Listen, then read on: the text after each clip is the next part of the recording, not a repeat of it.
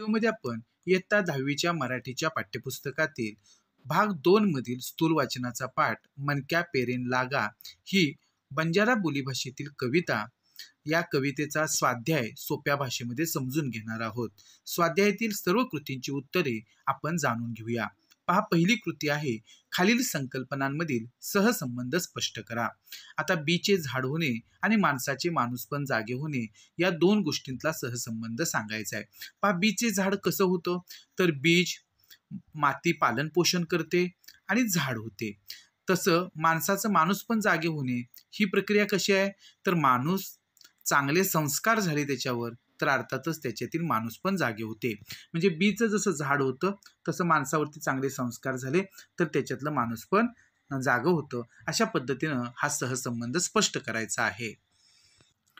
या स्थूल वाचनाच्या कवितेतील मनक्या पेरेन लागामधील जो आपल्याला पुढील कृती आहेत तर ती दुसरी कृती आहे की माणसं पेरायला लागू या शीर्षकातून कवीला अभिप्रेत असलेला भावार्थ उलगडून दाखवा।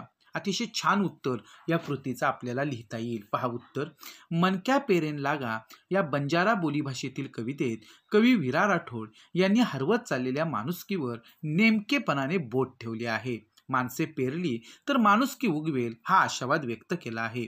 कवीने बीज व माती यांच्या रूपकातून सहज व सोप्या पद्धतीने एक अतिशय मोलाचा विचार मांडला आहे। बीजापासून झाड कसे बनते याचे वर्णन करताना कवी म्हणतात, एक लहानसे बीज मातीत पडते, या बीजाशी मातीचे घट्ट नाते तयार होते, माती त्याला जीव लावते, स्वतः ऊन वारा पाऊस सहन करते, कधी दुष्काळाशी सामना करते, बीजाचे पालन पोषण करते, या बीजाचे झाड होते, मातीला या बीजाचे झाड करण्यातच आपल्या जन्माचे सार्थक वाटते।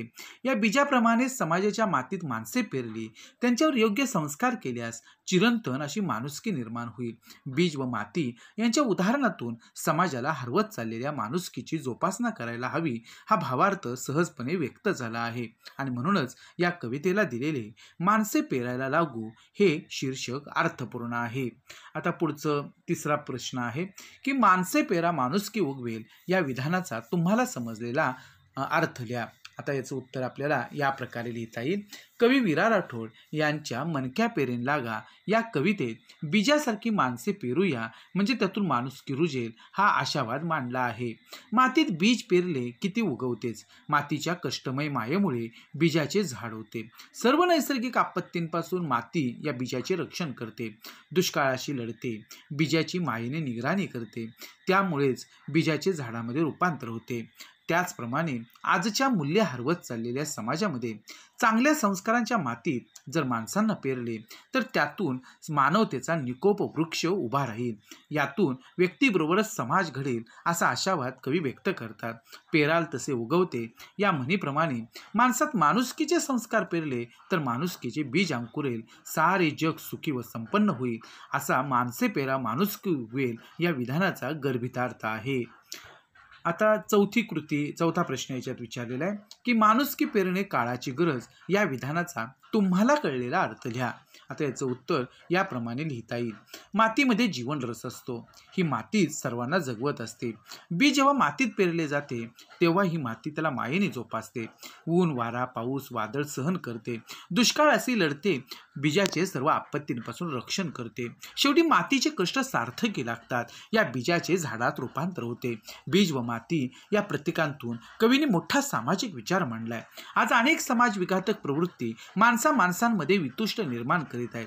अंधश्रद्धा, भ्रष्टाचार या समस्यांमुळे व कट्टर धार्मिक विचारांमुळे समाजातील माणुसकी नष्ट होताना दिसते, एकमेकांविषयी वाटणारी आस्था जिव्हाळा कमी होत आहे।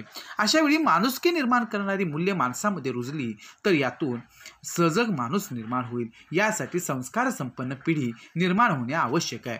असे म्हणतात की माणसे जन्माला येतात, माणुसकी निर्माण करावी लागते, योग्य अयोग्याची जाणीव असणारा विवेकशील माणूस निर्माण होणे गरजेचे आहे, ही समाजाची जबाबदारी आहे आणि जगात शांतता निर्माण व्हायची असेल तर संस्कार संपन्न माणूस निर्माण व्हायला हवा। अशा पद्धतीने आपण ह्या कृतीतून माणुसकी पेरणं काळाची गरज का आहे याचं उत्तर जे आहे तर ते आपण लिहायचं आहे। विद्यार्थी मित्र हो, या कवितेचा स्वाध्याय इथे आपण पूर्ण केला आहे।